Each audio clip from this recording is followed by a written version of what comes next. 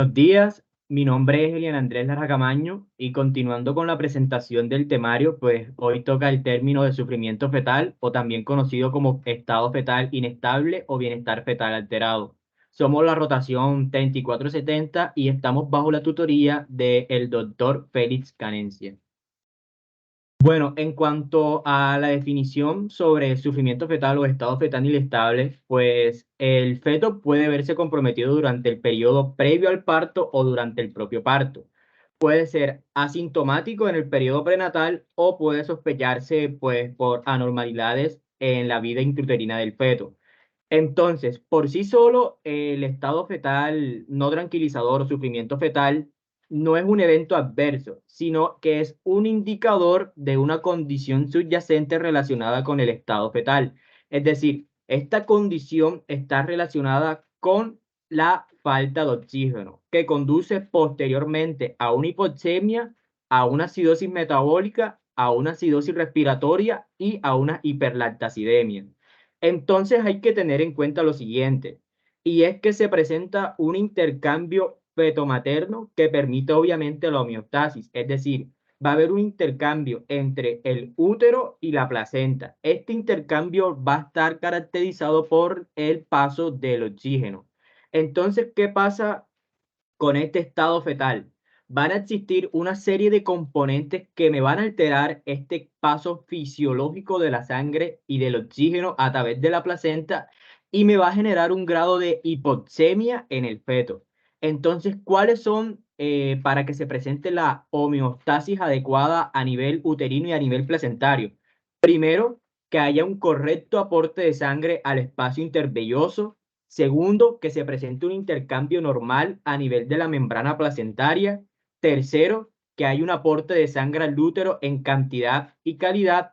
Y cuarto, que tanto el feto como la madre tengan la capacidad de transportar la sangre de una calidad adecuada, es decir, que tengan las concentraciones óptimas para el feto de oxígeno y pues obviamente en la cantidad suficiente, es decir, que haya una volemia adecuada. Por lo tanto, estas cuatro condiciones fisiológicas en cuanto a la oxigenación y el aporte sanguíneo, si se va afectada alguna de ellas, va a generar un estado fetal no satisfactorio o sufrimiento fetal. En cuanto a la epidemiología, pues el sufrimiento fetal es muy prevalente. Hay muchísimas enfermedades que me pueden generar sufrimiento fetal, como lo puede ser el desprendimiento prematuro de placenta no inserta, una placenta previa, que posteriormente las van a comentar más adelante.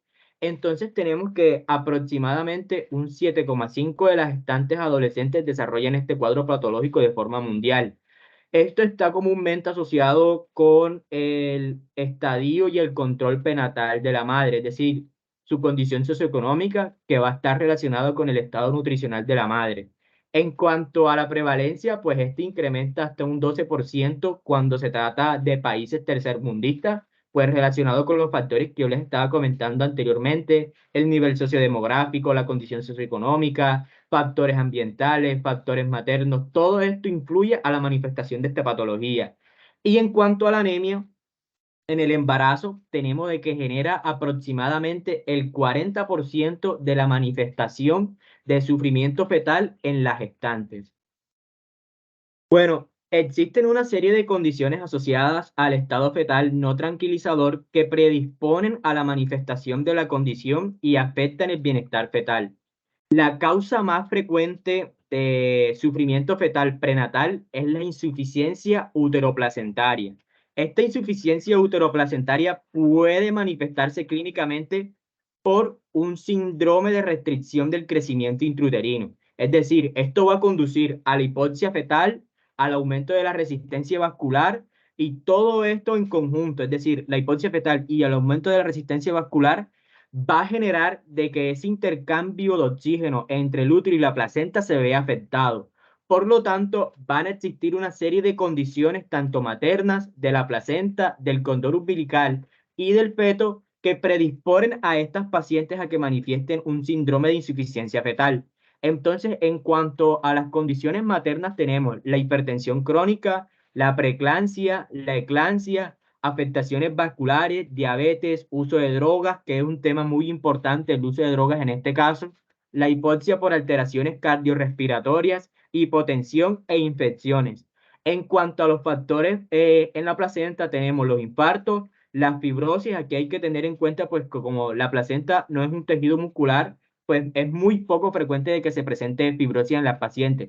Pero, sin embargo, hay que tenerlo en cuenta porque es un factor que predispone a la manifestación de este sufrimiento fetal. Y también tenemos los desprendimientos prematuros de placenta.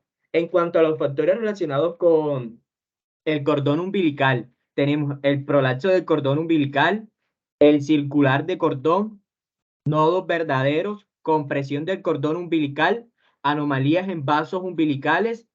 Y en cuanto al feto, tenemos la hidrops, las infecciones, la restricción del crecimiento intrauterino y la posmadurez. Entonces, aquí los factores más importantes que quiero destacar son la anemia.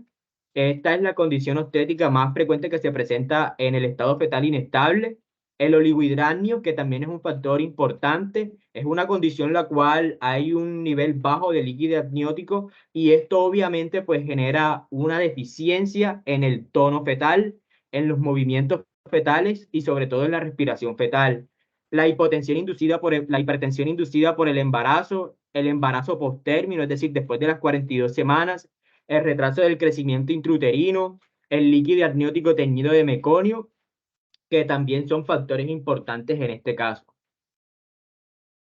En cuanto a los factores relacionados con el agotamiento de oxígeno, pues teniendo en cuenta estos hechos de importancia que yo les comenté anteriormente, que representan pues obviamente todo lo que está relacionado con el sufrimiento fetal, es importante destacar la anoxemia fetal, la cual se define como una falta de oxígeno en el feto. Entonces, cualquiera que sea su origen que esté relacionado con la manifestación de anoxemia fetal, sin duda va a ser o va a predisponer a que la madre aumente el riesgo de padecer muerte intraparto, a pesar obviamente pues de todas las condiciones fisiológicas que evitan de que la madre llegue a este periodo. Entonces, ¿cómo actúa esta anoxemia fetal en las condiciones de salud del feto? Pues esta falta de oxígeno actúa causando la muerte de los tejidos, tanto activa como pasivamente. Entonces, obviamente, mientras más el tejido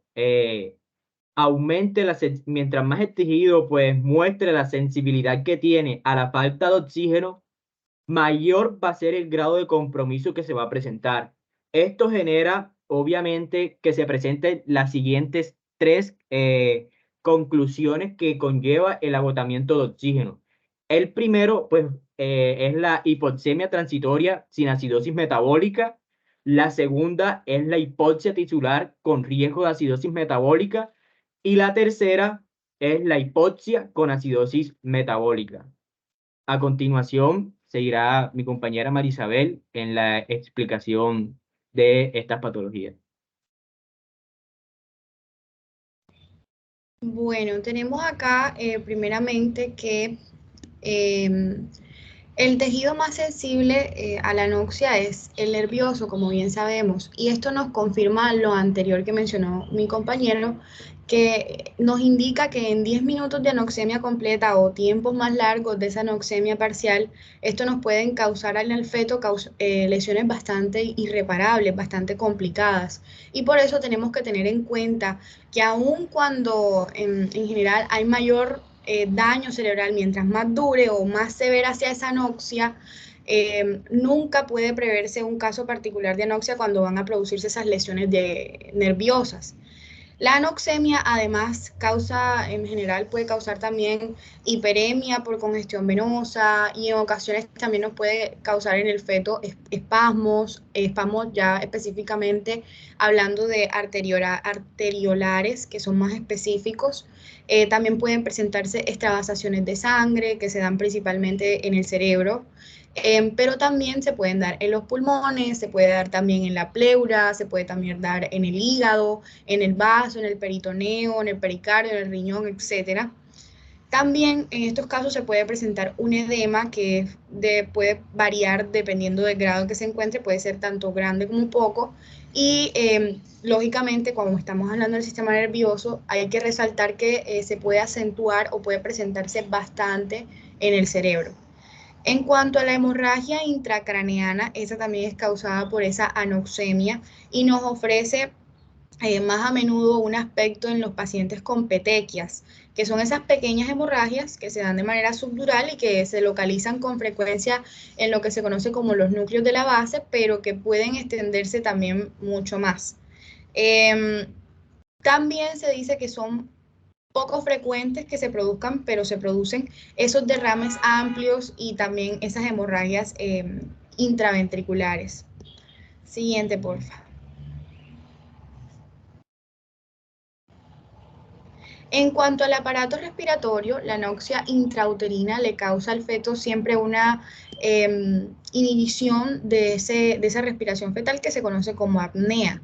Este efecto es inverso a lo que se observa en las primeras etapas de lo que se conoce como la anoxemia del adulto, y esa respuesta fetal es bastante similar a la del adulto cuando éste tiene bloqueado lo que conocemos como el cuerpo carotidio, ¿cierto? Entonces, el aumento de la CO2 tiene un efecto bastante o prácticamente nulo sobre la respiración intrauterina. Este es un fenómeno lógicamente diferente al que se observa en el adulto, que es que enfrente a esa situación se presenta con taquipnea por excitación del centro respiratorio. Por lo tanto, eso suprime pues, de manera más rápida los movimientos respiratorios fetales. Por otro lado, tenemos también que la apnea intrauterina puede ser causada por anoxia, por acapnea, también puede ser causada incluso por anestesia. Y tenemos que el trauma cerebral actúa también sobre ese centro respiratorio y también es capaz de determinarlo. Además de esto, hay otras perturbaciones que en la respiración del recién nacido generan esa apnea intrauterina y que nosotros debemos tener en cuenta que estas favorecen, no sé, las infecciones pulmonares que dentro de un rango de incidencia están del 6 al 20% de las muertes que se dan de manera intraparto, que son dadas por neumonía debido a esas infecciones pulmonares. También se producen estasis circulatorias, lesiones vasculares que se dan principalmente en ese territorio pulmonar. También nos facilita la telectasia, que esas crean unas condiciones que son específicas para esa hematosis, que es lógicamente lo que conocemos como el intercambio de gases normal del recién nacido. Y ya para concluir esta parte, todo esto lógicamente va a llevar a una insuficiencia ventilatoria neonatal si no se maneja de la manera adecuada. Siguiente, por favor.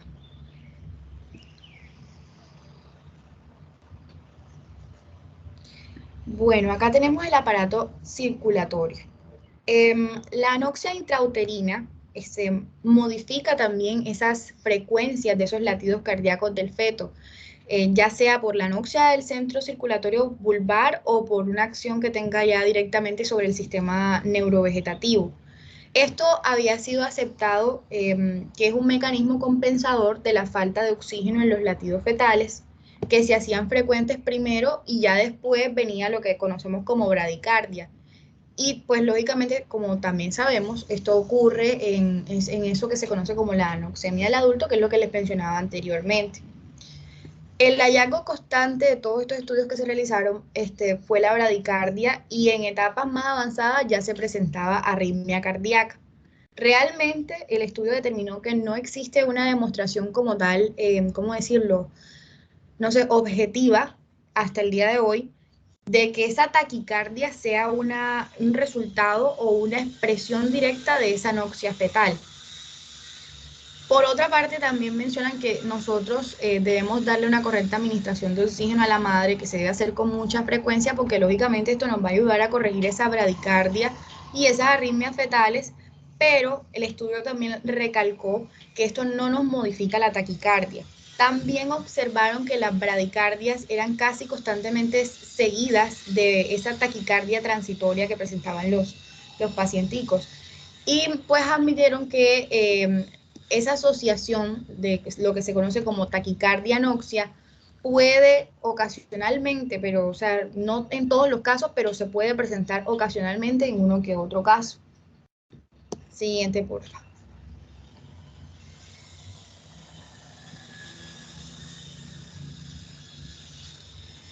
Bueno, en cuanto a la química sanguínea, acá tenemos que se realizaron una serie de estudios experimentales en la sangre de los vasos umbilicales durante los dos tipos de nacimiento, ya sea por vía vaginal o por cesárea, y demostraron que la sangre de esos productos que se sometieron a diferentes o distintos grados de anoxia intrauterina contenían una gran cantidad, perdón, una reducida cantidad de ese oxígeno que era más o menos el estudio, recuerdo que mencionaba que equivalía más o menos de la quinta a la décima parte de lo que contiene como tal la sangre siendo en un estado de normalidad.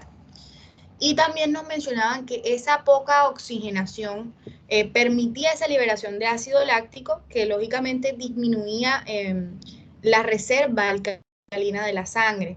Y si a esto ya se le agregaban las concentraciones de CO2, que pues lógicamente nosotros sabemos que se encuentran de manera constante y regular en estos productos, probablemente por su incompleta difusión de esa sangre materna, fácilmente pues se explica el hecho de que el pH sanguíneo del feto puede llegar a adquirir esos niveles tan bajitos que sean pocos o no compatibles con la vida. Para resumirles esto que les dije, para que me lo entiendan, se presenta el efecto de la anoxia intrauterina de manera progresiva, con diferentes características, como son esas alteraciones cerebrales consistentes en la hiperemia, no sé, el edema, la hemorragia cerebral, la necrosis, que esa necrosis lo que va a hacer es que va a deprimir esos centros vulvares, ya sea por una compresión directa o por anoxia. Como por ejemplo, esta anoxia puede darse por medio de cianosis, bradipnea, apnea, palidez, acidosis, también se presenta esa pérdida del tono muscular que genera flacidez en las extremidades, en el esfínter del ano, también pueden generarnos arritmias cardíacas y pues lógicamente la muerte.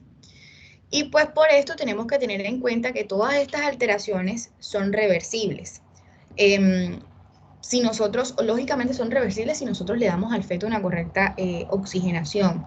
Pero como siempre hay una excepción a la regla, hay unas que no son reversibles, que son esas que son producidas directamente por el cerebro cuando han habido ya alteraciones que generan una, no sé, un estado neurodegenerativo o necrosis directamente.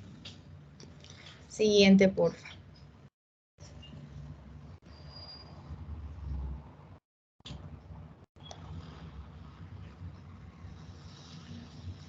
Siguiente, por favor. No, te pasaste. Es en la que dice respuesta a la hipoxia.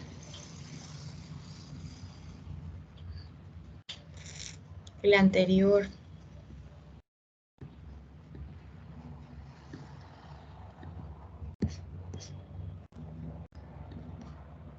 Ah, ok, es la misma. Bueno, acá tenemos esa respuesta a la hipoxia que presentan estos fetos y estos fetos generan unos mecanismos de compensación fetal que son los que vemos en la imagen, donde se van a presentar esa disminución de la frecuencia cardíaca, donde va a haber esa reducción del consumo de oxígeno que va a ser secundaria a ese cese de funciones que no van a ser esenciales como son los movimientos corporales generales, que es lo que nos mencionan en la diapositiva, una redistribución de ese gasto cardíaco que nos va para que se perfunda, preferentemente lo que sean órganos principales como el corazón, el cerebro, también las glándulas suprarrenales. También a raíz de toda esta hipoxia nos va a generar lógicamente ese cambio al metabolismo celular anaeróbico, y ese cambio del metabolismo celular anaeróbico nos representa múltiples consecuencias, porque lógicamente, como bien sabemos, esto nos va a generar un aumento de ese ácido láctico y también ese aumento de ese CO2. Y eso genera acidosis metabólica láctica y acidosis respiratoria, que es lo que básicamente es lo que habla la fisiopatología de esta enfermedad. Además, tienen o existen unos mecanismos que ya son compensadores para esta respuesta, que ayudan lógicamente al feto a mantenerse frente a esas demandas, ya sean metabólicas o respiratorias, y tenerlas en concentraciones lógicamente adecuadas. Esas son, no sé, cuando se hace un aumento de ese flujo sanguíneo uterino, una hiperventilación materna, cuando hay aumento de esa excreción renal de los ácidos y radicales libres, le ayudan al fetico a compensar. También se va a producir una serie de cambios a nivel de ese flujo sanguíneo fetal que van a tratar de aumentar esa supervivencia del feto. que pueden ser, por ejemplo, lo que se conoce como la redistribución de ese flujo sanguíneo, que lo que quiere decir es que va a haber un aumento de ese flujo en el área umbilical. También descenso de esos niveles de PO2 en los vasos umbilicales, que aumente la capacidad de conseguir esa energía por la vía anaeróbica, y también va a haber esa mayor resistencia al descenso del pH sanguíneo. Siguiente, por favor.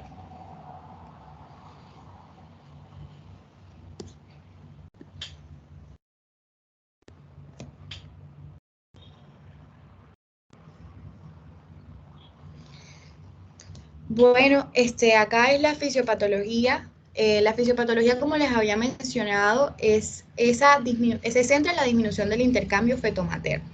Y esa disminución del intercambio feto-materno nos va a llevar a dos conclusiones que fueron las que les mencioné anteriormente. La primera es la acidosis respiratoria y la segunda es la acidosis metabólica que les había mencionado. ¿Cómo se llegan a esas conclusiones, por así decirlo? Cuando hay ese intercambio feto-materno y hay disminución en se dan dos respuestas que son la disminución del aporte de oxígeno y la retención del CO2. La disminución de ese aporte de oxígeno genera hipoxemia fetal.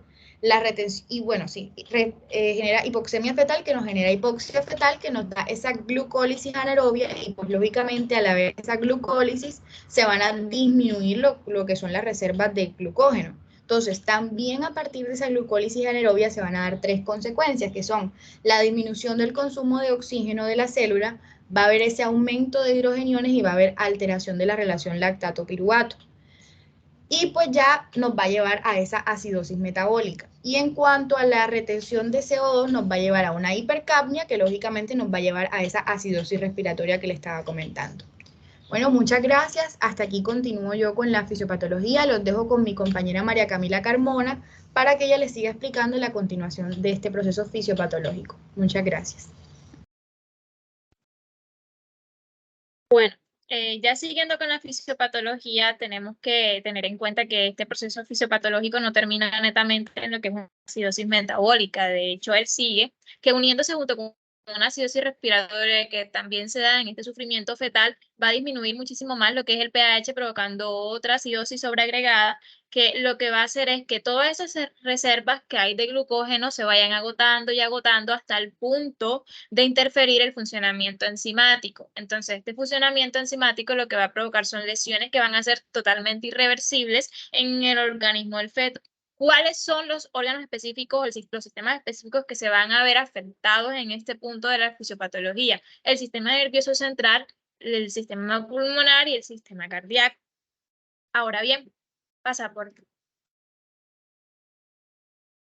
ya adentrándonos en lo que es netamente lo que es el sufrimiento fetal, tenemos que se dividen en dos, que se pueden dar respecto a su tiempo, que son el sufrimiento fetal crónico y el sufrimiento fetal agudo. El sufrimiento fetal crónico es prácticamente una patología que se va a dar o a instaurar durante toda la gestación, y esta va a ser caracterizada más que todo porque hay una insuficiencia placentaria nutricional.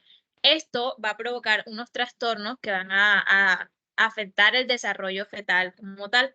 Entonces, esta patología o este punto de tipos de sufrimiento fetal es netamente progresivo, aparece más que todo en lo que es el curso de los 2 últimos trimestres del embarazo y afecta principalmente lo que es la vitalidad, el crecimiento y la maduración neta del feto, que pues va a ser inútero, como ya sabemos. Hay que tener en cuenta un punto y es que todo, pues, hay que tener en cuenta que el sufrimiento fetal crónico puede convertirse en un sufrimiento fetal subagudo o pues más bien agudizarse o incluso terminar siendo este sufrimiento fetal agudo en muerte fetal inútero. Ahora, tenemos el otro punto que es el sufrimiento fetal agudo, que este ya es netamente una patología que se da más que todo durante el trabajo de parto, es decir, cuando ya hay contracciones y cuando hay dilatación.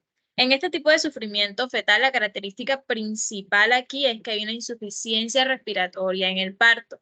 Es decir, más bien esto lo que va a provocar es trastornos en el feto. Entonces, este tipo de sufrimiento fetal tiene una forma que puede ser moderada o puede ser leve. En cuanto a su forma leve, o incluso también la moderada, lo que va a producir aquí es una hipoxia, y en sus formas más graves, aquí puede llegar a lo que es una acidosis que se mencioné anteriormente, que puede provocar una parálisis cerebral, incluso hasta el punto más grave puede producir una muerte fetal o neonatal.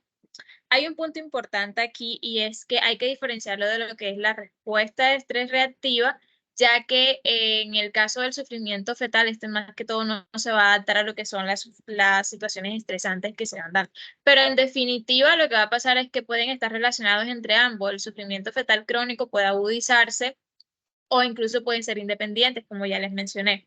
De hecho, frecuentemente el sufrimiento fetal agudo puede aparecer en un feto que ya está dañado anteriormente o que está afectado anteriormente más bien, y que ambos tienen representaciones en un adecuado desarrollo fetal tanto en su vida intrauterina como durante el parto.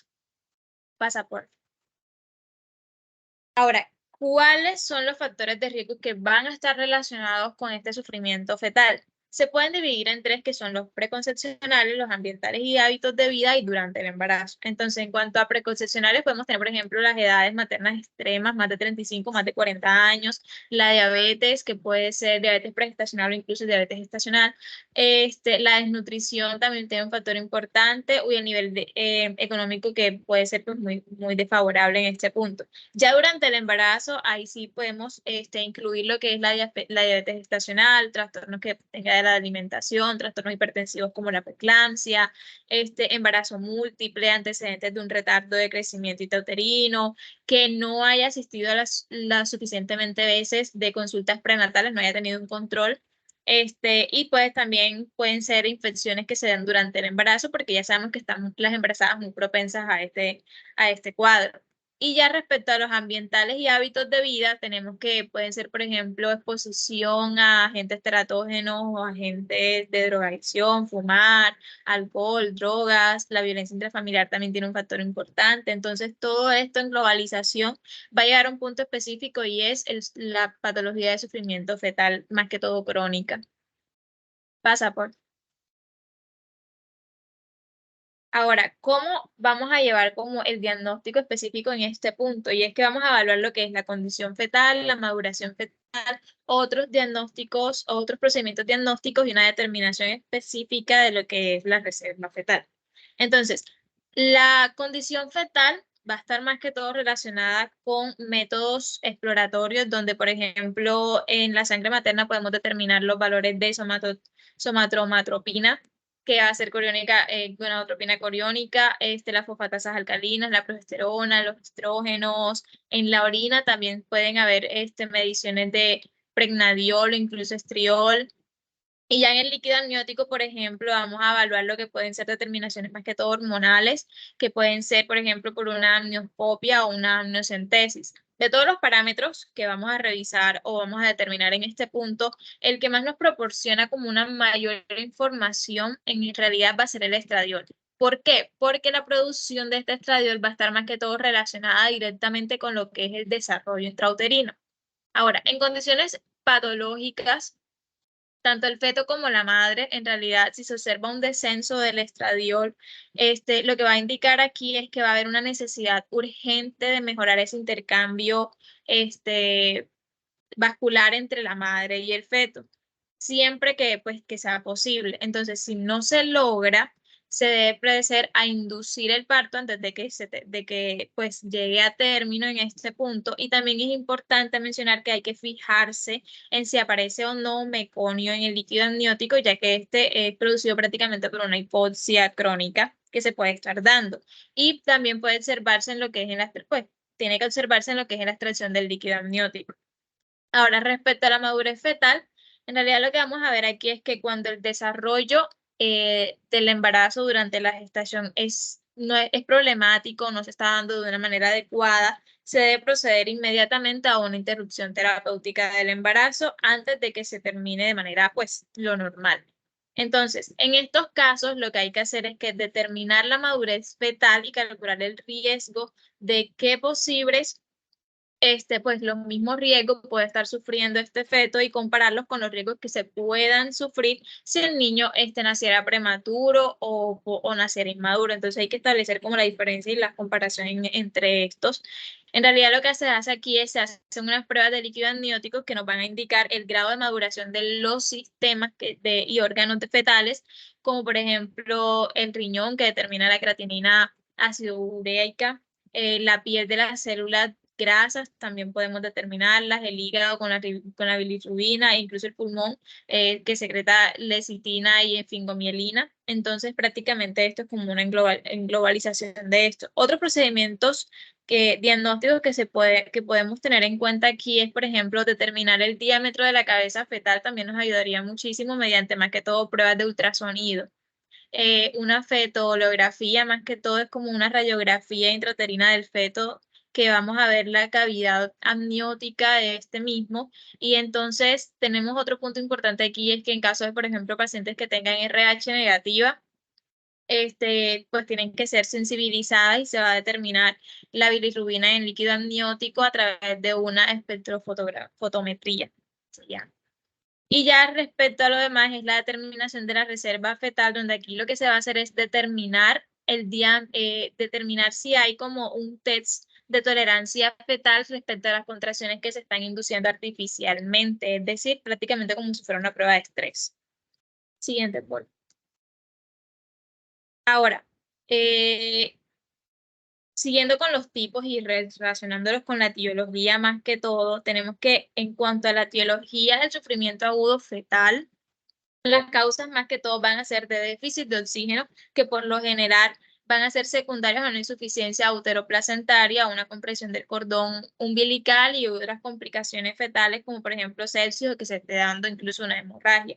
Dentro de estas, vamos a tener que puede haber preeclampsia, puede haber disminución del aporte, que va a haber una disminución del aporte de sangre al útero en cantidad y en calidad, que eso es lo que hay que mirar en este punto de un trastorno hipertensivo en el embarazo. La diabetes y la hipertensión, por ejemplo, hay una disminución en la llegada de sangre al útero, en la anemia y problemas pulmonares también podemos darnos cuenta que puede haber una falta de oxígeno en la sangre. También podemos darnos cuenta, por ejemplo, en contracciones uterinas excesivas o que haya un parto prolongado, si hay una alteración en la circulación de la sangre del útero hacia el feto, una incompatibilidad de RH y diabetes materna que pueden estar relacionadas. Aquí lo que se va a mirar más que todo es porque hay una alteración en el intercambio de los gases que son respiratorios entre la madre y el feto a través de la membrana placentaria. Y ya, por ejemplo, el desprendimiento prematuro de la placenta también es un factor de riesgo o una englobalización de lo que es una etiología en este punto, donde vamos a ver como puntos específicos donde hay prematuros de la placenta normalmente insertada, puede haber placenta previa, infartos placentarios, que lo que van a hacer prácticamente todos los anteriores es como una disminución en la extensión de la superficie de intercambio gaseoso. Y ya, por ejemplo, tenemos también una circular de cordón fetal, de cordón en el cuello del feto, donde van a haber nudos verdaderos de cordón umbilical que va a provocar una anemia fetal, puede provocar incluso hemorragias placentarias y todo esto nos va a llevar a lo mismo. Unas alteraciones en la circulación produciendo una disminución pues, de riego sanguíneo que nos va a llevar a pues, una hipoxia. Y ya por último, en este punto es, por ejemplo, hay otro como etiología y es un efecto Poseiro. El efecto Poseiro, por si mis compañeros no saben, es que lo que pasa es que hay una compresión durante las contracciones de la aorta y las arterias ilíacas contra la columna vertebral. Entonces, esto va a ser más que todo debido a modificaciones y la forma que está sufriendo el útero durante todos los cambios fisiológicos del embarazo, más que todo en los últimos meses de embarazo, es decir, más que todo en el último trimestre.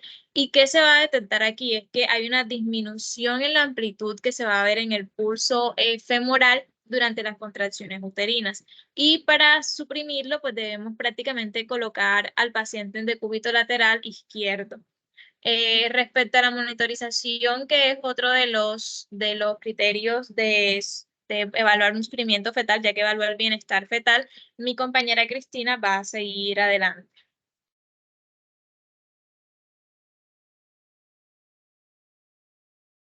Bueno, para iniciar brevemente con respecto a la introducción del monitoreo fetal, pues recordemos algunos conceptos básicos pues, que tenemos que tener presente.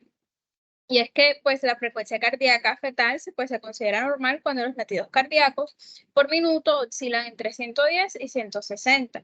Y se debe observar como un máximo durante 10 minutos para establecer la frecuencia cardíaca fetal basal verdadera, aunque también se dice que se requiere con un intervalo de al menos de 2 minutos. Entonces, ¿qué se entiende por bradicardia? Pues bradicardia vendría siendo cuando la frecuencia cardíaca fetal basal es menor de 120 latidos por minuto, siempre y cuando teniendo en cuenta de que pues no se está administrando ningún beta bloqueador o que el embarazo no esté de forma prolongada, pues porque ya ahí tomaríamos otro valor de referencia que sería de 100 a 120 latidos por minuto. Esto también produce, la bradicardia también produce por algún tipo de consecuencia, como en el reflejo varoreceptor, que es estimulado por una elevación repentina de la presión arterial del feto, debido o posiblemente lo más común es por la compresión de la arteria umbilical. Y pues también recordemos el significado o la definición de taquicardia, que es cuando la frecuencia cardíaca fetal está por encima de los 120 latidos por minuto. ¿Cuáles son estas causas? Algunas de las causas comunes que pues, se dé esto, pues, puede ser por fiebre materna, por algún estado de ansiedad que libere catecolaminas por la madre, por algunos fármacos parasimpaticolíticos como por ejemplo la atropina, también por algunos fármacos simpaticomiméticos como la terbulitina, también por hipertiroidismo, por anemia, y pues una de las causas más comunes, las infecciones fetales. Siguiente, por favor. Bueno, entonces cuando ya estamos hablando de la monitorización fetal, una disminución o una ausencia de la variedad es debido pues a una hipoxia. También puede ser por la inmadurez, por alguna respiración fetal, por algunos medicamentos administrados a la madre, también por la compresión del cordón umbilical y la situación hemodinámicamente que esté inestable o el estado de sistema nervioso central. Cuando ya hay estas ausencias de aceleraciones que duren más de 45 minutos y que no se deba a ninguna otra explicación como medicación materna o por anomalías congénitas, pues hay que tener alerta. Nosotros, como médicos, pues estar alerta a este monitoreo fetal. Y entre la clasificación que pues se utiliza para este caso, en el caso de los DIPS tipo 2, que más adelante mi compañero David va a estar especificando cada una de estas clasificaciones. Sin embargo, recordemos brevemente que el DIPS tipo 2, pues son aquellas deceleraciones tardías que se producen de 2 a 60 segundos después de la contracción y que corresponde a ese descenso de la presión parcial de oxígeno, que después de la contracción disminuye por debajo de 18 milímetros de mercurio, que tenemos que saber que esta es un nivel de riesgo, un nivel crítico. Y pues para detectar esto, lo que se hace es que se va a auscultar el feto inmediatamente después de terminar la contracción uterina, en donde se va a observar que la frecuencia cardíaca fetal pues comienza a disminuir progresivamente, coincidiendo con el apnea de las contracciones y pues extendiéndose durante todo el periodo de relajación. Y la frecuencia se va acelerando y antes de la contracción siguiente, pues remota a los valores basales. Y si se repite esto sucesivamente, pues indica que hay un sufrimiento fetal agudo con certeza. Siguiente, por favor. Bueno, con respecto a la parte ya de la vigilancia de la frecuencia cardíaca fetal, pues recordemos que de forma normal o de manera natural, cuando ocurre una contracción, pues se da una interrupción temporal o momentánea de este aporte de oxígeno al nivel intravelloso. Entonces, en un feto normal, pues no va a experimentar ninguna alteración en su frecuencia cardíaca porque tiene la capacidad fisiológica para tolerar este proceso de forma natural porque tiene una reserva. Entonces, permite que se dé la interrupción momentánea del aporte de oxígeno, pero se va a recuperar fácilmente en los periodos de relajamiento del útero, pues entre cada contracción. ¿Qué ocurre? Que cuando hay un sufrimiento fetal, perdón, se va a disminuir ya de forma patológica el aporte del oxígeno desde la madre hacia el espacio intravelloso durante periodos prolongados. Entonces, lo que va a producir es que se dé esa alteración de la frecuencia cardíaca fetal y pues obviamente pone el feto en un riesgo muy alto. Las distintas modalidades de alteración de la frecuencia cardíaca se van a producir o consiste básicamente en que se da una taquicardia fetal por encima de 180 latidos por minuto. También se puede dar una bradicardia fetal durante y después de cada contracción uterina. Que este fenómeno, como ya lo explicamos antes, es el DIPS-DOPS. Igual más adelante vamos a profundizar en eso. También se dan periodos alternos de bradicardia y taquicardia fetal. También se da una bradicardia permanente por debajo de los 100 latidos por minuto, que representan pues una grave condición fetal cercana a la muerte. Y los dos índices más comunes, como se pueden ver en la diapositiva, la frecuencia cardíaca fetal es la cardiotografía y también la ocultación intermitente.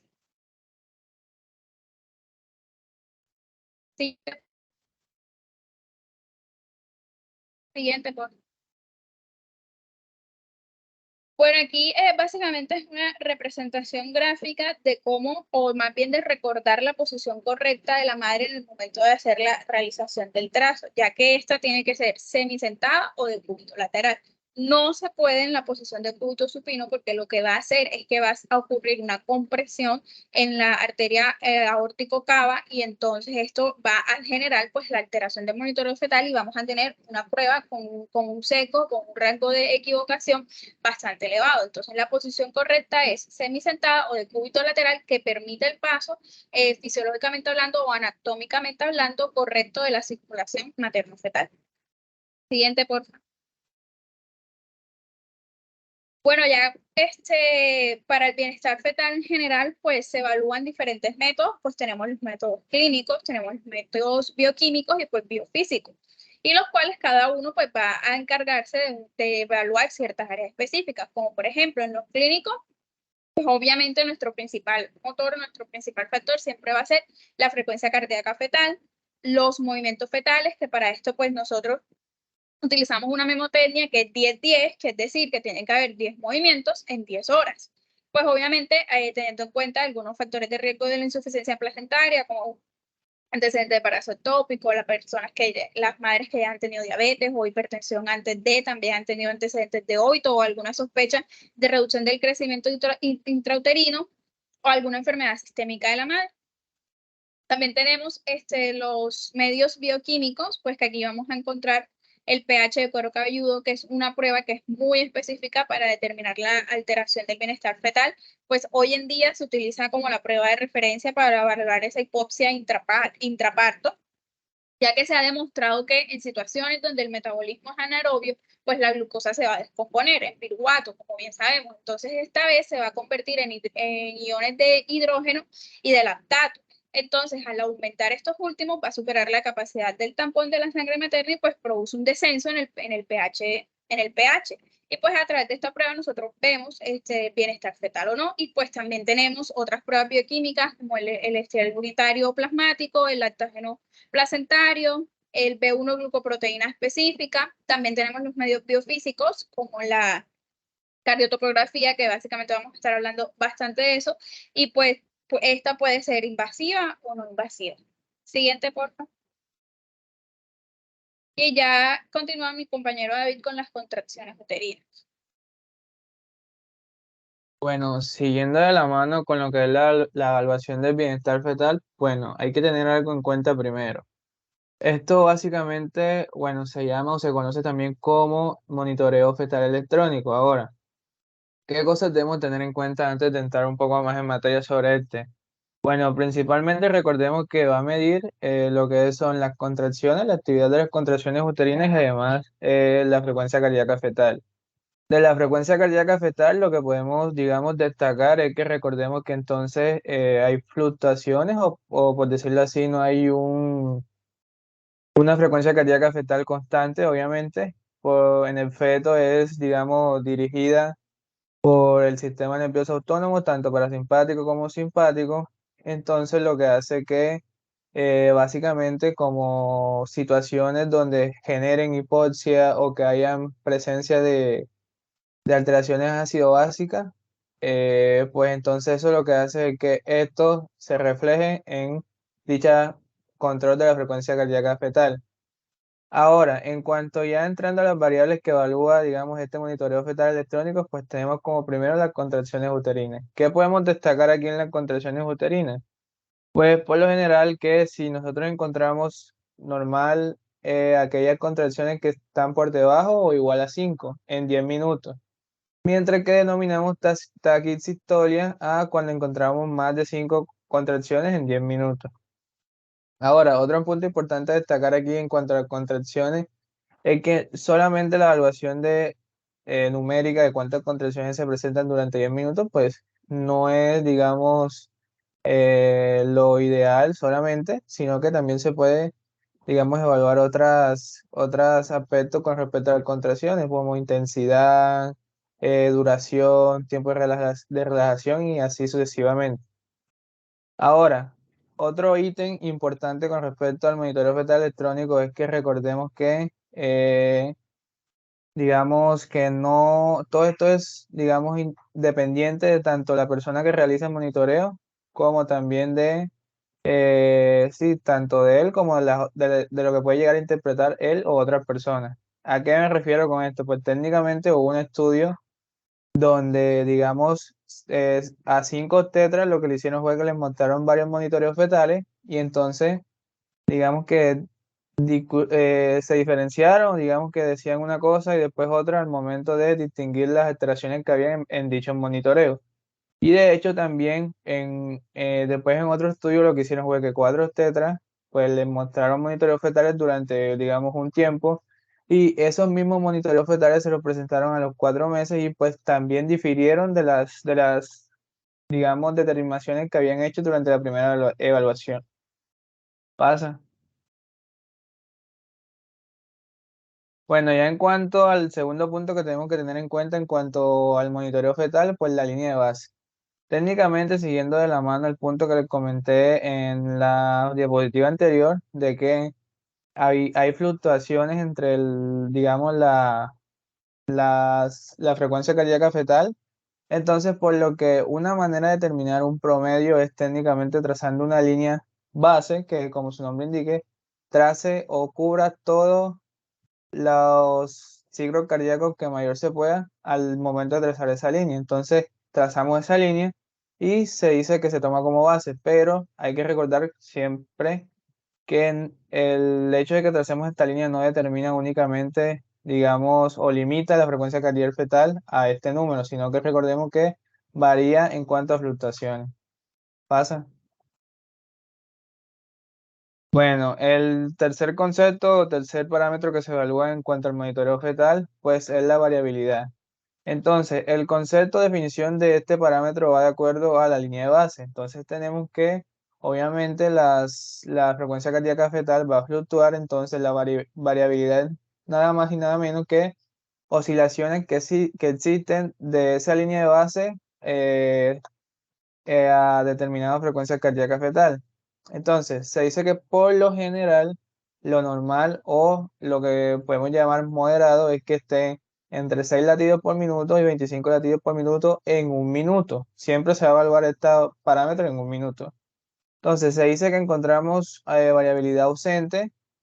Si está, digamos que vamos a encontrar que no hay, en cuanto respecto a la línea base, pues no hay mucha oscilación representativa. En cuanto a una variabilidad mínima, cuando encontramos cierta oscilación, pero esta es menor o igual que 5 latidos por minuto. La moderada, que es la normal, la que les comenté anteriormente, y tenemos una marcada que puede indicar ya lo que es alteración en cuanto a hipoxia y acidosis, si está por encima de 25 latidos por minuto. Pasa. En cuanto a la aceleración, es otro concepto. Tenemos entonces que se define como el aumento o, digamos, sí, ascenso rápido o brusco de la frecuencia cardíaca fetal. Tenemos entonces que este va a ocurrir por debajo de 30 o va a durar menos de 30 segundos, pero va a durar más o igual que 15 segundos. Y en cuanto a los latidos minutos, pues vamos a tener que va a tener una diferencia de 15 mayor o igual a 15 latidos por minuto. Ahora, ¿cuál es la importancia de la aceleración en cuanto al monitoreo fetal? Pues vamos a tener que este va a ser como un indicativo de que, digamos, el feto tiene una buena respuesta a la hipoxemia, porque como veníamos hablando durante toda la charla, lo que hemos venido hablando es que técnicamente cuando hay una respuesta o hay una condición clínica que hace que, digamos, pone en desafío al feto, si el feto está en condiciones de, digamos, responder ante esa situación clínica o condición clínica, lo que va a hacer es que lo va a reflejar como una taquicardia, y esto lo podemos observar como la aceleración. Pasa. Bueno, en cuanto a las desaceleraciones, pues vamos a tener que técnicamente es lo contrario a lo que es una aceleración. En vez de un ascenso es un descenso, pero que sigue las reglas de tiempo y latidos por minuto que es la aceleración. Es decir, un descenso mayor o igual a 15 latidos por minuto y también mayor o igual a 15 segundos. Entonces, en cuanto ya a las desaceleraciones, en comparación con las aceleraciones, se van a, digamos que, a presentar de forma normal, o por lo menos la percibimos de una manera normal. ¿Qué quiere decir esto? Pues técnicamente lo mismo del punto anterior, si hay una condición clínica que pone en desafío al feto o lo prueba, acá en cambio si hay un descenso porque el feto no puede responder ante ese estímulo o ante esa condición clínica. Entonces, las desaceleraciones se van a dividir en tres tipos principalmente. Las tempranas o DIT1, que por lo general ya esta clasificación de DIT1, DIT2 o DIT3 pues ya no se usa. Ahora las desaceleraciones se dividen primero en tempranas o tardías o precoces. Las tempranas también se conocen así. Entonces, técnicamente las tempranas son aquellas desaceleraciones que se dan al mismo tiempo que la contracción uterina. Principalmente estas se pueden considerar dentro de la normal, pues que están normal, valga la redundancia, por el simple hecho de que cuando hay contracción uterina, pues obviamente hay obliteración de las arterias epidiales uterinas, por lo que esto se vería reflejado en la frecuencia cardíaca fetal como una pequeña descenso, un pequeño descenso. En cuanto a las pues tardías tipo 2, tenemos que estas se van a presentar durante, o digamos después, perdón, se van a presentar después de lo que es la contracción uterina. Aquí sí, ya digamos que pueden indicar más o menos, sí, siempre se tiene que tener en cuenta que si hay presencia de una desaceleración tardía, puede indicar de que el feto pues no está respondiendo ante una condición clínica específica, es decir, de que no tiene o hay alteración en la reserva de óxido de carbono, perdón, de oxígeno, perdón. Entonces, las variables, como su nombre lo indica, técnicamente es que no tienen relación con la contracción uterina. Entonces, estas se van a presentar en cualquier momento realmente en cuanto a la contracción uterina, antes, durante o después. Lo que pasa aquí es que las variables, las desaceleraciones variables las podemos llegar a clasificar en lo que son tres tipos, en dos, perdón, en dos. Tenemos la simple y la compleja. Por lo general, la simple simplemente son depresiones, digamos que cortas de tiempo o cortas de latidos de minutos que se deprimen y enseguida vuelven a la normalidad. En cambio, las complejas siguen lo que se denominan las reglas de los 60. ¿Cuál es la regla de los 60? Que cumpla uno de los tres criterios que les voy a mencionar anteriormente. Entonces, como primer criterio, obviamente de que, digamos que si la frecuencia cardíaca fetal iba por 160 o 180 y baja a 60, eso es un criterio. O si también, por ejemplo, tiene una mayor duración de 60 segundos, una duración de 60 segundos, ese es otro criterio. Y el último criterio es que la frecuencia cardíaca fetal llegue a un nivel o a una frecuencia cardíaca de 60 latidos por minuto. Entonces, si nosotros tenemos por lo menos un criterio de esos tres que les mencioné anteriormente, pues se denomina o que hay presencia de una desaceleración variable pero compleja. Entonces, para resumir en cuento ya con las desaceleraciones, tenemos o recordemos que las tempranas, pues por lo general se consideran normales porque por lo que les expliqué de la contracción y la obliteración de las arterias uterinas. Mientras que ya las tardías y más, digamos, específicamente las variables, son ya, digamos, hallazgos anormales que nos indican a nosotros que entonces el feto está o no puede ante una respuesta o ante una condición clínica específica. Ahora sigue mi compañera Luisa explicando un poco más sobre dos tipos de desaceleraciones. Bueno, continuando con la clasificación de las desaceleraciones, acá vamos a tener las de tipo prolongadas. Estas van a tener una disminución de la frecuencia cardíaca fetal a partir de la línea base, que va a ser igual o mayor a 15 latidos por minuto. Estas van a presentar una duración mayor o igual a 2 minutos, pero no se van a pasar de los 10 minutos. También vamos a tener algo que se conoce como el patrón sinusoidal, que es un patrón que es muy poco frecuente y se define como una línea de base de la frecuencia cardíaca fetal en forma de ondas, como lo vemos en la imagen inferior. Es lisa, con 3 a 5 ondas por minuto y persiste por ya sea 20 minutos o ya sea más de 20 minutos. Este tipo de desaceleraciones indirectas, indican anemia severa, hipoxia, infecciones, acidosis, hidrocefalia, gastrosquitis o también malformaciones cardíacas. Pasa, por favor. Bueno, en cuanto a la monitorización fetal electrónica, los hallazgos que no representan peligro los vamos a tener en la primera categoría. Entonces, ¿qué tenemos acá? Como normal, vamos a encontrar una frecuencia cardíaca basal entre 110 y 170 latidos por minuto.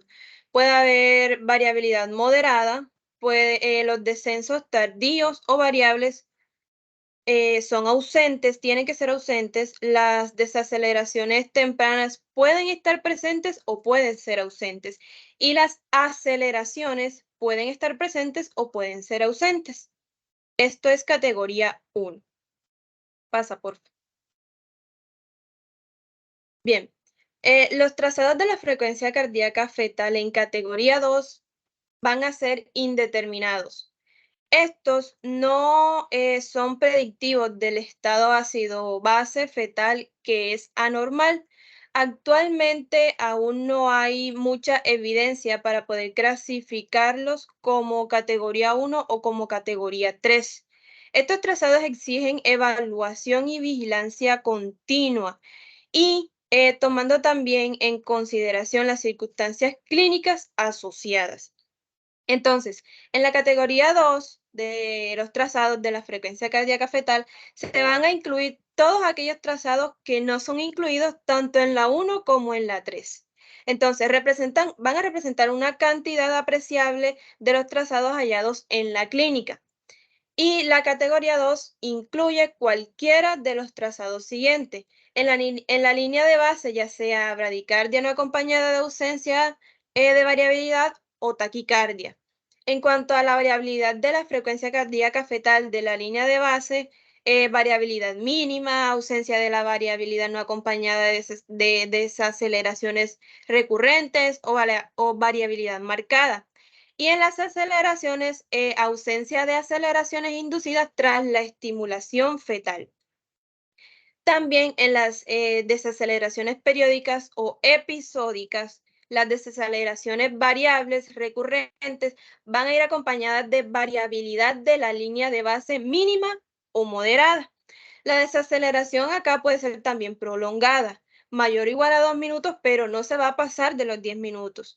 También la desaceleración tardía recurrente se va a presentar con variabilidad, ya sea moderada de la línea media de base. Y las desaceleraciones variables con cualquier otra característica diferente, como retorno lento a la línea de base, aceleraciones pre y post desaceleración y aceleraciones prolongadas post desaceleración. Pasa por. Entonces, en la siguiente categoría, en los trazos de la tercera categoría, estos van a ser anormales. Son predictivos de estado ácido base fetal anormal. En el momento que nosotros los observemos, exigen una evaluación completamente rápida, dependiendo de la situación clínica. Los esfuerzos por resolver el patrón anormal de la frecuencia cardíaca fetal pueden incluir, pero no únicamente administración de oxígeno de la madre, sino también cambio de posición materna, suspensión de la estimulación y el tratamiento de la hipoxia materna. Entonces, ¿qué vamos a tener en la categoría 3? Ausencia de variabilidad y presencia de cualquiera de estos siguientes factores, como lo son desaceleraciones tardías, desaceleraciones variables y bradicardia. También un patrón sinusoidal que se asocia con alto riesgo de encefalopatía neonatal, parálisis cerebral y acidosis neonatal. Pasa, por favor. Bueno, ¿cuál va a ser el objetivo de este tipo de monitorización? valorar la oxigenación fetal durante el parto. Esta oxigenación fetal va a englobar la transferencia de oxígeno desde el entorno al feto y también la respuesta fisiológica del feto si se interrumpe la transferencia del oxígeno. Entonces, hay 3 tipos básicos de principios para interpretar la frecuencia cardíaca fetal intraparto. ¿Cuál es el primero? Toda desaceleración clínicamente significativa refleja una interrupción de la transferencia de oxígeno desde el entorno al feto en uno o más puntos, ya sea desaceleración variable, tardía o prolongada.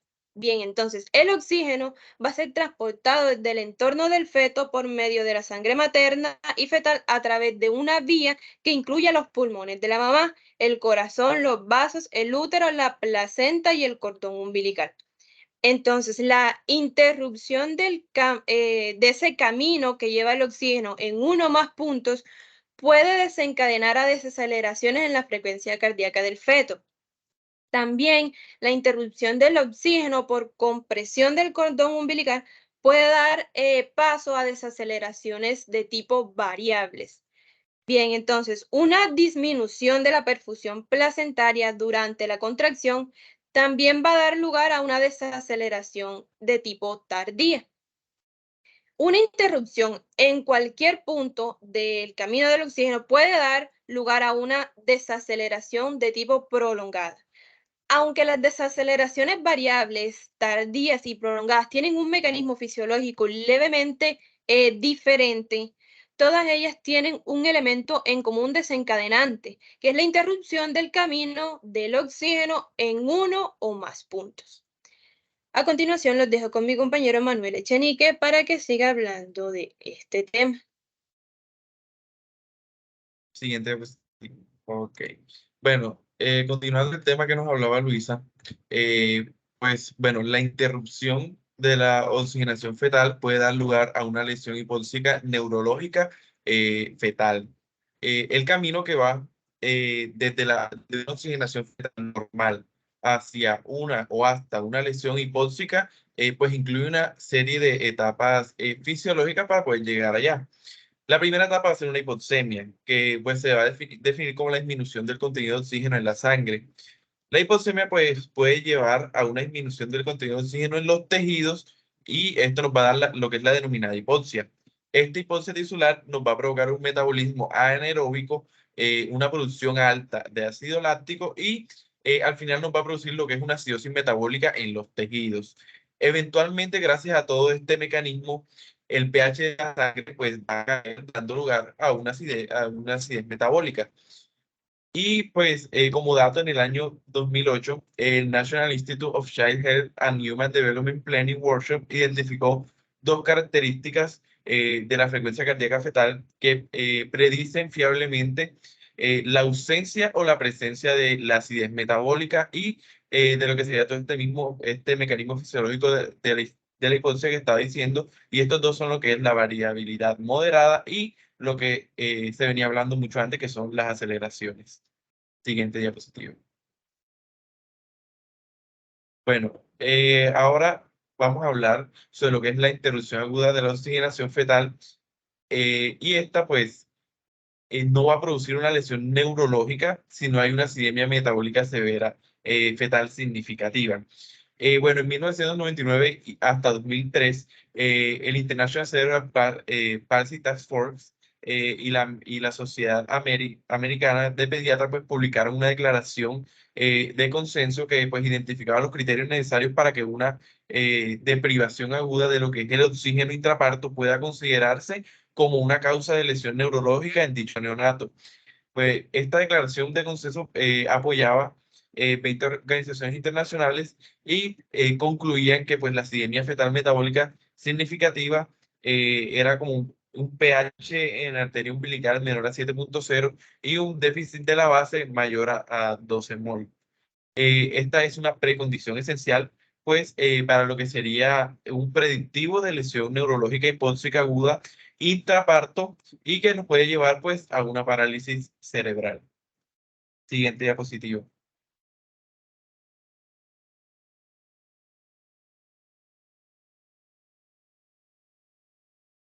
Siguiente. Bueno, ahora vamos a hablar un poco sobre lo que es el perfil biofísico fetal.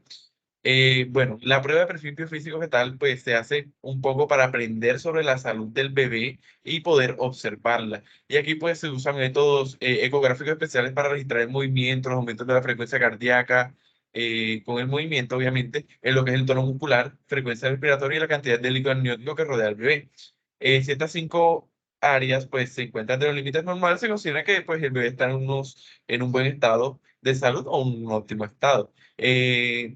Aquí, pues, uno va a revisar o va a usar esta prueba de perfil si de pronto la materna tiene hipertiroidismo, problemas de sangrado, lupus, una enfermedad renal crónica, una diabetes, presiones arteriales altas, que haya sufrido de preeclampsia, se haya tenido embarazos múltiples por gemelos o trillizos, eh, un embarazo cuya fecha probable de parto haya pasado y, entre otras, pues, la cantidad también pues de líquido amniótico en caso tal de que sea demasiado o en caso tal de que esté pues disminuido. Esto se combina 4 parámetros ecográficos, cada ítem pues dan 2 puntos. Tenemos lo que son los movimientos fetales, al menos 3 movimientos fetales del feto en 30 minutos, 2 puntos, caso tal de que esté positivo. Movimiento fetal respiratorio, mínimo un episodio, mayor de 30 segundos en 30 minutos, 2 puntos.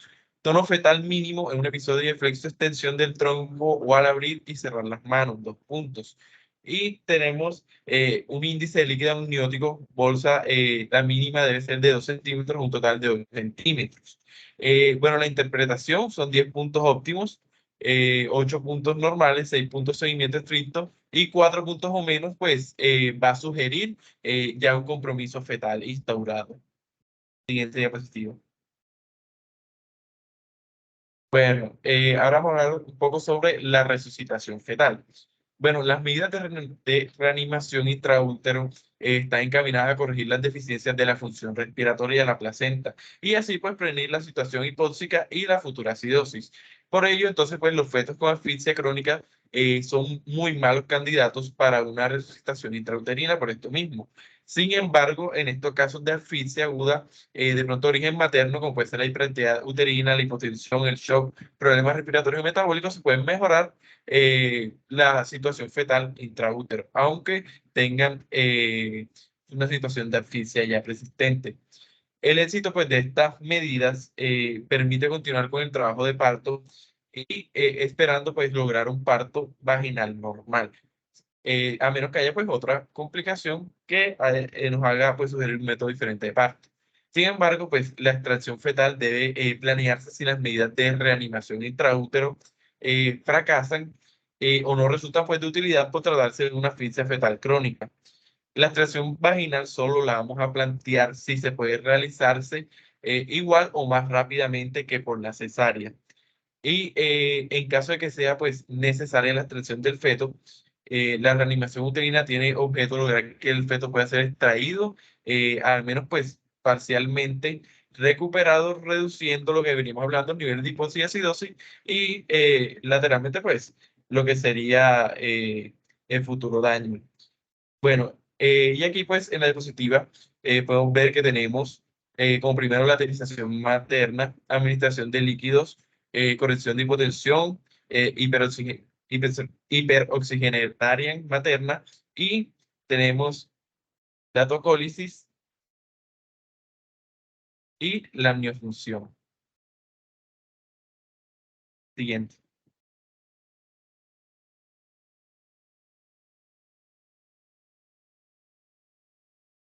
Bueno, vamos a hablar sobre el primer ítem de resucitación o reanimación que veníamos hablando anteriormente y vamos a hablar primero sobre la laterización materna. Bueno, el útero grávido a término puede comprimir la vena cava inferior y lo que es la aorta descendente intraabdominal.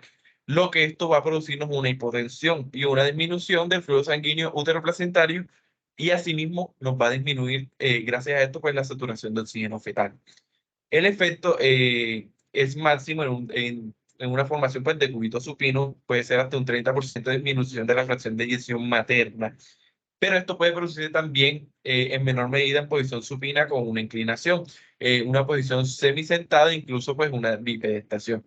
Este efecto solo puede manifestarse como hipotensión materna que cede pues fácilmente al cambio de posición. Pero en ocasiones, pues la comprensión aortocava puede ser asintomática y puede aparecer compromiso fetal sin que en realidad nosotros nos demos cuenta que tenemos signos en la madre, ya que estos pues no aparecen. Bueno, hasta aquí llega mi parte. A continuación, mi compañero Juan Poronda, continuando con la lateralización materna. Bueno, siguiendo esta misma línea con respecto a lo de la lateralización materna, existe una evidencia en la literatura que va a avalar que la posición lateral va a ser mucho mejor que el de cúbito supino. ¿Por qué razón? En lo que va a respetar a maximizar el gasto cardíaco materno y la oxigenación total. Y que también este cambio de posición que va a ser capaz de mejorar, va a ser capaz de mejorar las alteraciones de la frecuencia cardíaca fetal e incluso en una ausencia de una hipotensión materna. Esto obviamente va a corresponder a un grado de evidencia nivel B. Entonces, ¿qué podemos concluir de esto? Que la mejor posición es la lateral izquierda como tal, por ser la que ha demostrado el mayor gasto cardíaco materno. Entonces, aunque si no hay una respuesta y se sospecha que hay una compresión del cordón como tal, puede intentarse la lateral derecha o incluso el decúbito prono apoyado el cuerpo de la madre sobre sus codos y las rodillas, obviamente. Y aquí el tacto vaginal es obligado para excluir el prolapso como tal. Entonces, ¿qué esta técnica como tal que va a pasar? Que esta técnica de resucitación es la más frecuente utilizada y también es más fácil de realizarla en la mayoría de los casos como tal. ¿Y qué va a aparecer como tal? Va a aparecer razonable basado en la evidencia disponible que nosotros hemos investigado. ¿Por qué razón? Porque va a indicar que la lateralización del lado izquierdo o la modificación de la posición en caso de que la madre estuviera ya como que en esa posición, que es la primera medida de las alteraciones en la frecuencia cardíaca fetal. Siguiente. Entonces, tenemos también en cuanto a la administración de líquidos, el flujo o el flujo uterino como tal va a carecer como de esos mecanismos de autorregulación. ¿Por qué razón? Por lo que la caída de la tensión arterial materna va a producir de forma lineal una disminución del flujo uteroplacentario.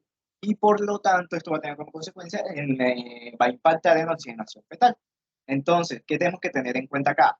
Que la administración intravenosa de líquidos, más o menos de 1000 mililitros, o sea, 1 litro, a la madre en forma de solución cristaloide va a maximizar el volumen intravascular materno y obviamente como consecuencia la perfusión uterina. Además, ¿por qué es útil esto? ¿O para qué es útil? Va a ser útil para corregir una situación de hipotensión o en debido caso si hay presencia de hipovolemia. Entonces, también hay que tener en cuenta que esta sobrecarga de líquido va a mejorar la oxigenación fetal, incluso en unas mujeres con una presión arterial normal, y el efecto se va a mantener más o menos en unos 30 minutos después de la administración de esteroides. Entonces, que también tenemos que tener en cuenta que si hay presencia de alteraciones en la frecuencia cardíaca fetal, la administración de líquidos intravenosos es una medida recomendada, tenga o no tenga la madre signos de hipotensión, así que tenerlo en cuenta. Además de que su mayor utilidad en qué va a estar basada o en qué más o menos se fue observada en la prevención de alteraciones en la frecuencia cardíaca fetal de la administración de una anestesia epidural. ¿Siempre? Entonces, ¿qué otro aspecto tenemos que tener en cuenta acá? Que durante como tal de la dilatación, sí, durante la dilatación debe mantenerse una adecuada hidratación materna debido a que a una pérdida incesable de líquidos que se va a producir para mantener un flujo sanguíneo adecuado con respecto al flujo uteroplacentario. Entonces, esta técnica a quién no se le recomienda a las mujeres que tengan preeclampsia y debe manejarse con cuidado si se han administrado corticoides ¿por qué? Obviamente por el riesgo de aparición de un edema pulmonar. Entonces, va a existir una creencia general que las soluciones intravenosas contienen glucosa, que contienen obviamente glucosa, pueden mejorar como que esa variabilidad de la frecuencia cardíaca fetal. Sin embargo, no obstante, esta práctica no está avalada por la evidencia científica. Incluso se considera que los bolos de soluciones que contienen glucosa deben evitarse. ¿Por qué razón o por qué motivo? Ya porque existe esa posibilidad de que la administración a la madre pueda tener efectos perjudiciales para el feto si ésta se encuentra en una situación de hipoxia. ¿Por qué razón o por qué motivo? Obviamente porque se debe a como a un aumento del ácido láctico por el metabolismo anaerobio y obviamente una disminución consecuente del pH fetal, como se habló en la fisiopatología anterior. Siguiente. Entonces, también hablamos de una corrección de la hipotensión como tal. Entonces, si se produce una alteración en la frecuencia cardíaca fetal debido a la hipotensión materna y este cuadro no cede obviamente a la lateralización materna, como se habló anteriormente, y a la administración de líquidos, que nosotros consideramos como tal la administración de fármacos para nosotros poder restaurar ese gasto cardíaco y mantener la presión arterial materna. Entonces, tenemos como tal que la efedrina es el fármaco de elección. ¿Por qué razón? Porque su efecto alfa y beta adrenérgico es el que menos reduce el flujo uteroplacentario.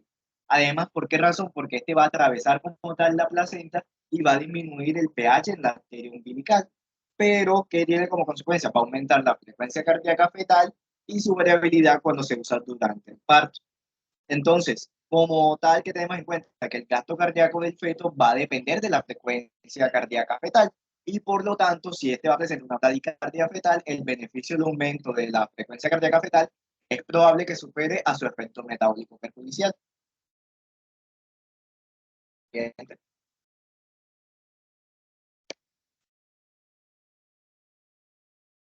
Y bueno, como tal, durante el parto tenemos que tener en cuenta que las contracciones uterinas van a aumentar como tal de forma fisiológica la presión intrauterina, comprimiendo inicialmente otra vez esas venas y aumentando como tal el volumen de sangre y el espacio intervelloso hasta que la presión intrauterina sea suficiente para detener el flujo sanguíneo arterial. Entonces, esto obviamente va a provocar una reducción en la presión arterial de oxígeno de la sangre en el espacio intervelloso y va a haber una disminución de la saturación fetal de oxígeno en aproximadamente un 7%, que es su punto más bajo como tal. Bueno, entonces alrededor de los 90 y 120 segundos de la acme de contracción. Entonces, ¿qué tenemos que tener en cuenta acá? Que la recuperación se va a producir normalmente en un periodo de tiempo similar de 90 a 150 segundos. Esto obviamente disminuyendo la saturación basal lenta y gradual a lo largo del parto. Entonces, para tener en cuenta acá, si la madre respira oxígeno al 100% en su momento, la presión arterial de oxígeno materna aumenta a su valor máximo. La saturación de oxígeno fetal aumenta en hasta un 34% y la presión arterial de oxígeno del feto en un 68%. Bien. Entonces, a continuación los dejo con mi compañera Juliana para la continuación del tema. Bueno, continuando con lo que les mencionaba nuestro compañero con la hiperoxigenación materna, debemos tener en cuenta varios factores y es que este efecto fetal comienza a los pocos minutos de esta administración que se alcanza y llega a tener su valor máximo hasta los 10 minutos y puede persistir hasta 30 minutos después de que se calme la oxigenoterapia. También hay que tener en cuenta que la administración como tal de oxígeno al 100% a la madre, sobre todo cuando se utiliza lo que es la mascarilla facial, va a ayudar a corregir lo que son patrones no tranquilizadores como alteración en la frecuencia cardíaca que pueden lograr disminuyendo la línea base en caso de que presente una taquicardia fetal o reduciendo o eliminando lo que es la desaceleración tardía. También debemos tener en cuenta que estos son efectos que van a desaparecer cuando se deja de cesar lo que es la oxigenoterapia. Sin embargo, los efectos como tal sobre los valores de la pulsimetría fetal actualmente se encuentran de forma contradictoria. ¿Por qué? Porque es que en algunos estudios describen que la mayoría de las incidencias que se presentan causan principalmente acidosis fetal, mientras que algunos cuentan de que esta acidosis fetal se menciona de que llega a aparecer hasta los 10 minutos y en otros artículos mencionan de que la acidosis aparece pero posterior a los 60 minutos. Entonces, ahí es donde se debe evaluar como tal al paciente y cómo vaya a responder a este. Lo importante aquí es diagnosticar a tiempo y hacer un buen manejo a este. Siguiente. Bueno, ahora mencionando un poco sobre la tocólisis, debemos tener en cuenta varias cosas. Primero es que durante el parto, las contracciones uterinas como tal reducen de manera intermitente lo que es el flujo sanguíneo en los espacios intervellosos. ¿Esto a qué va a conllevar? A que se aparezca una hipoxia secundaria, principalmente una hiperdinamia, pero también puede ser causado por una hipertonía, por una policistolia, por una hipersistolia. Y habitualmente se revierte al suspender el medicamento o como tal las contracciones. Recordemos que el medicamento principal para inducir las contracciones es la oxitocina, entonces van a cesar cuando se suspenda la oxitocina. También hay que tener en cuenta de que como tal las alteraciones de la frecuencia cardíaca fetal pueden darse también debido a una hiperdinamia, pero ya no por la oxitocina, sino también asociado a las prostaglandinas. Entonces, y también a esto se le incluye el uso de opioides como los que se utilizan en la analgesia epidural y que pueden aparecer estas alteraciones de forma espontánea posterior a la inducción. Por eso es muy importante que como tal al manejo de se cese a las administraciones del medicamento que se está utilizando y también tener mucho cuidado con el tipo de medicamentos que puedan llegar a aumentar la dinámica uterina más de lo normal. Entonces, cuando tenemos una hipoxia fetal secundaria, una hiperdinamia, como les mencionaba anteriormente, no se revierte mayoritariamente con la suspensión, a pesar de que es lo primero que debemos hacer, suspender el medicamento que estemos utilizando para la inducción, que es la oxitocina, o si también se está usando prostaglandinas, etcétera. Pero es necesario, fuera de esto, hacer uso de los tocolíticos, que es a donde llegamos el tema. Entonces, los fármacos que más se utilizan aquí son los beta-agonistas. Entre esos, el más utilizado es el ritodrine. Entonces, este se va a administrar en una infusión continua. Podemos comenzar con 0.15 miligramos por minuto, subiendo hasta que podamos observar que se está presentando la relajación uterina hasta máximo 0.35 miligramos por minuto, o también se puede utilizar, tenemos la opción de utilizar bolos repetidos de 1 miligramo, dependiendo el sangrado que tengamos, qué tantos medicamentos se administró y qué tanta hiperdinamia tengamos, y lo vamos separando por medio de 10 minutos. Siguiente. Bueno, entonces, en cuanto a la administración de betamimémicos, también debemos tener en cuenta que entre las contraindicaciones que tiene es que puede aumentar demasiado el pH de los fetos que están previamente acidóticos. Entonces, se han realizado en realidad muchos estudios. Por ejemplo, se realizó una revisión de Crane que fue publicada en el 2008 y concluyeron de que como tal los betamimémicos reducen el número de anomalías en cuanto a la frecuencia cardíaca. También debemos tener en cuenta de que como tal una de sus principales funciones, porque recordemos que reduce más no acaba totalmente, es que como tal se utiliza para ganar tiempo, para si estamos hablando de una cesárea de urgencia, poder preparar el quirófano, poder preparar a la paciente, todo acorde para que todo salga bien. Otros fármacos también que se utilizan es el atosiban. Este se utiliza mayoritariamente en dosis aproximadamente de 6.75 miligramos y se encuentran diluidos aproximadamente en 0.9 mililitros de solución salina. Entonces, este se va a administrar por vía intravenosa en 1 minuto, pudiéndose repetir en dosis hasta el tiempo de 10 minutos. Este fármaco tiene una gran efectividad aquí, pero en realidad es muy similar a los betamimémicos con menos efectos adversos, que es lo más importante que nosotros buscamos, y ayuda a una buena recuperación posterior a la decreción de la dinámica uterina. La administración de estos fármacos también nos va a ayudar a reducir lo que son las alteraciones también en la frecuencia cardíaca, pero actualmente no tiene mucha evidencia como tal para la recomendación en el uso de tratamiento en la pérdida del como tal el riesgo bienestar que estas presentan. Aunque también, como les mencionaba anteriormente, una de las principales funciones que tienen estos fármacos es disminuir el tiempo, o sea, ayudar a dar tiempo para que se prepare el quirófano, para que se prepare la paciente si tenemos alguna cesárea de urgencia. Siguiente. Bueno, ahora vamos a hablar un poco de la amnioinfusión. Aquí debemos tener en cuenta de que esto solamente se va a utilizar cuando existe una oclusión total o parcial del cordón umbilical y estas van a producir alguna alteración en la frecuencia cardíaca, que mayoritariamente son desaceleraciones variables. Y también, ¿qué va a provocar esto? Una restricción del aporte sanguíneo de oxígeno al feto a través de la vena umbilical. En cuanto a la inmunoinfusión, ¿cómo se utiliza? Vamos a utilizar, esta se presenta más que todo con una solución salina y permite principalmente aliviar y disminuir esas desaceleraciones del trabajo de parto. También ayuda a disminuir procedimientos operatorios y mejorar así la acidosis base en cuanto al feto que esté presente. Pero solo se va a utilizar si llega a fracasar las medidas anteriores que se hablaron, como la laterización, la oxigenación, etcétera. ¿Cómo lo vamos a hacer?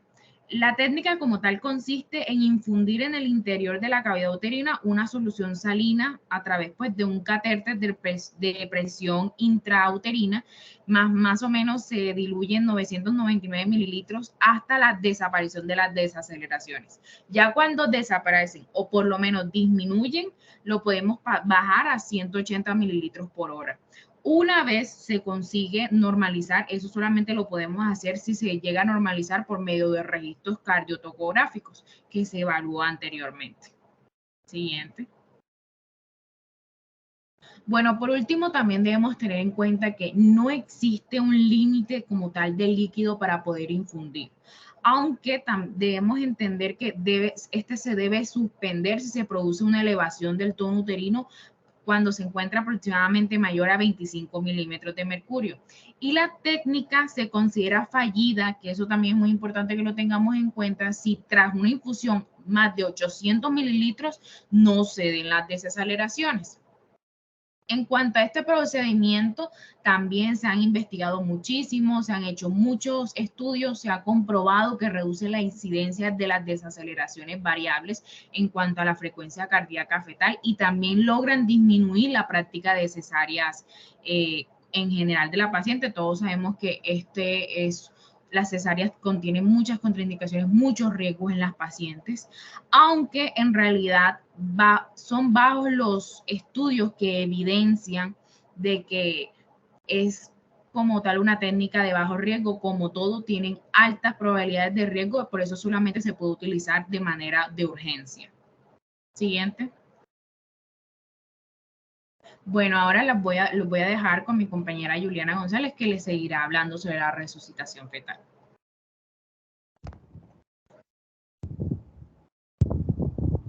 Bueno, y ahora continuando con el tema, vamos a hablar ahora sobre la resucitación fetal intrauterina como tal. Entonces, cabe recalcar que su aplicación o la aplicación de unas técnicas no se basa en algoritmos concretos, sino que son aplicadas de una forma escalonada, comenzando por las menos invasivas y en función de las circunstancias clínicas a corregir.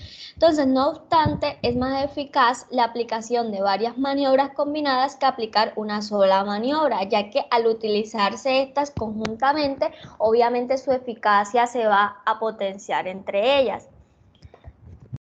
Bueno, estas técnicas ya las habían mencionado anteriormente mis compañeros, entre las cuales destacamos lo que es la laceración materna, la administración de líquidos endovenosos, la corrección de hipotensión, la hiperoxigenación materna, la tocólisis, la inmunoinfusión también. Entonces, si bien estas técnicas mejoran la oxigenación fetal, no existe como tal algo suficientemente evidente que tenga pues como que respaldar la capacidad de esto, de que tenga la capacidad de revertir la asfixia fetal y que obviamente se van a requerir muchos más estudios randomizados con definiciones de las variables de resultados para evaluar mejor esa efectividad de estas maniobras. Entonces, la realización de estos estudios presentan problemas éticos para el grupo de no intervención como tal. Entonces, estas técnicas son de uso general. En algunas guías pues son consideradas como parte de atención adecuada y sugiriendo los estudios que son beneficiosos para el feto, también siguiendo el riesgo mínimo cuando se usan adecuadamente. Y parece razonable actuar en aras a la seguridad del feto y tomando decisiones en función del patrón específico de la frecuencia cardíaca fetal y también de la situación clínica que se debe corregir. Siguiente diapositiva. Bueno, ahora hablaremos sobre la cardioticoterapia. Entonces, se acepta como tal de una forma generalizada que durante el parto el feto se encuentra en una situación de riesgo de daño hipóxico, como ya sabemos. Además, esa hipoxia es inducida experimentalmente si se ha asociado a cambios predecibles en la frecuencia cardíaca fetal. Por eso es recomendable que nosotros vigilemos esa frecuencia cardíaca fetal en todas las gestantes. ¿Y cómo lo vigilamos o cuál es una alternativa? Bueno, pues por medio de la cardiotocoterapia. Entonces, esta tiene una especificidad alta, que es casi del 90%, y tiene también una sensibilidad en algunas veces baja, como hasta del 50%. Y esa prueba se puede asociar también con una mortalidad prenatal del 0.3% por los 10.000 nacidos vivos y una muerte perinatal de 2.3 por 10.000 nacidos vivos. Entonces, para hablar de este estudio como tal, debemos saber que durante el trabajo de parto existe, como ya les dije, tanto acidosis fetal como hipoxia aguda, por lo que se han desarrollado diversos métodos de evaluación del bienestar y también de la oxigenación intraparto como tal. Entonces, debemos hacer una auscultación intermitente de esa frecuencia cardíaca del feto. Debemos hacer una monitorización con la cardiotocografía. También una pulsiometría fetal, un electrocardiograma fetal, debemos evaluar el pH de la calota fetal, de los cuales pues es más ya ampliamente utilizado con respecto al registro de este estudio. Entonces, en el registro de este estudio como tal, que se denomina cardiotocografía, pues debemos definir como tal el bienestar fetal y la presencia de 4 criterios fundamentales. Entre eso, el primero está que tenga una frecuencia cardíaca fetal basal que esté entre un rango de 110 y 160 latidos por minuto. También que presente una variabilidad entre 5 y 25 latidos por minuto. También que tenga ausencia de laceraciones y que tenga presencia o no de aceleraciones, eso depende. Y obviamente van a presentar un alto valor predictivo de buena oxigenación fetal. Entonces, estos parámetros definen como tal un registro tranquilizador de este estudio, es decir, una cardiotocografía tranquilizadora como tal. Siguiente diapositiva.